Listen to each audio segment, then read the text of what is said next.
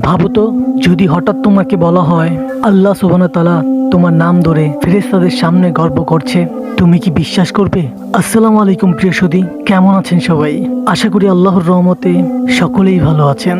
তো শুরু করা যাক। একদিন এক সাহাবী রাতে নামাজ পড়ছিলেন। চারপাশ নিস্তব্ধ, শুধু তার কান্নার শব্দ শোনা যাচ্ছিল।